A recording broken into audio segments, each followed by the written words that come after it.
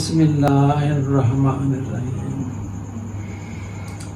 آج میں ایک چیلنج کرنا چاہتا ہوں کہ قرآن کہتا ہے کہ فرقہ بازی نہ کرو، لیکن لوگ ہوتے ہیں کہ فرقے بھی کی بات مانتے ہیں، قرآن کی نہیں مانتے، تو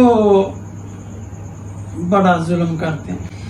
سورہ آل عمران آیت نمبر 103 چوتھا سپارہ، تو اس میں بھی لکھا ہوا ہے کہ لا تفرقوا۔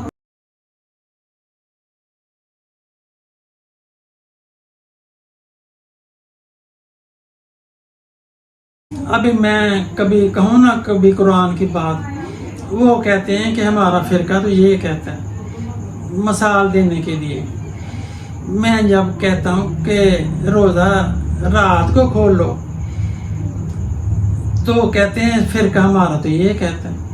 پھر میں کہتا ہوں کہ رسول نے کہا کہ روزے کے معاملے میں ادھر سے مشرق سے سورج غروب ہونے کے بعد مشرق سے اندھیرا آ جائے تو روزہ کھول لو، تو وہ کہتے ہیں ہمارا فرقہ تو یہ کہتا ہے۔ یہ چار فرقے ہیں، چاروں فرقوں کے متعلق میں کہتا ہوں کہ یہ قرآن میں نہیں لکھا ہے، کہ اگر میں بتاتا ہوں کئی جگہ قرآن میں لکھا ہوا ہے کہ فرقہ بازی نہ کرو، تو جو قرآن کے مخالفت کرتے ہیں وہ ان کو میں کیا کہوں، باطل کہوں کہ جرم کہوں کہ گمراہ کہوں کہ کیا کہوں؟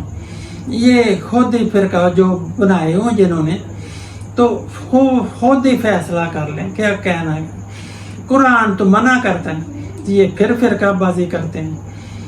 کوئی مثلا چار فرقے تو اس طرح کے کہ ایک وہابی ہو گیا، ایک دیوبندی ہو گیا، ایک بریلوی ہو گیا، ایک شیعہ ہو گیا، یہ چار فرقوں کے بعد کرتے ہیں۔ حالانکہ یہ وہابی جو ہیں یہ 250 سال پہلے ایک آدمی ہوا تھا محمد بن عبد الوہاب، اس کے باپ کے نام پہ تھا۔ اب وہابی یہ ماڈرن نام انہوں نے اہل حدیث رکھ دیا۔ اچھا، اس کے بعد آگے دیوبندی بھی ان کا کوئی 150 سال پہلے کوئی قاسم ننوت بھی ہوا، رشید گنگوئی بھی ہوا، ادھر سے ان کا دیوبندیوں کا فرقہ چلا، یعنی 100 سال 150 سال۔ اس کے بعد آ گیا بریلوی، تو بریلوی کو بھی احمد رضا خان بریلوی انڈیا میں ہوئے، تو ان کا بھی بریلوی تھے، بریلی بھی ہوئے تھے۔ یہ جو دیوبندی ہیں، یہ دیوبندی بھی ادھر یوپی ایک صوبہ ہے انڈیا میں، تو ادھر ہی ہوئے تھے دونوں، ایک امام کی تقلید کرتے ہیں، اب وہ نہیں ہوا، تو ان میں بڑا ڈیفرنس ہے۔ تو اتنے ڈیفرنس ہیں کہ ایک دوسرے کی مسجد میں نہیں جاتے، ایک دوسرے کو کافر کہتے ہیں، بڑا ڈیفرنس ہے۔ یا اللہ کیا ہو گیا ان کو؟ حالانکہ قرآن کہتا ہے کہ فرقہ بازی نہ کرو۔ بھائی تم نے فرقہ بازی کرنی ہے تو نام تو نہ رکھو کہ میں فلانا، میں سیدھا کہو کہ میں مسلمان ہوں۔ شیعہ کا بھی بتاؤں گا بعد میں۔ ابھی کہنا ہے کوئی سوال اٹھتا ہے کہ دوسروں کے تو بتا گیا تو شیعہ کیوں نہیں بتا؟ شیعہ کا آتا ٹائم بتاؤں گا میں۔ رسول کریم نے کہا کہ میری امت میں 73 فرقے ہونے، 73 فرقے، ایک جنتی ہے تو باقی جہنمی ہیں۔ رسول کریم نے یہ ترمذی شریف میں، ترمذی سنیوں کی کتاب ہے، سیاستہ کی کتاب ہے۔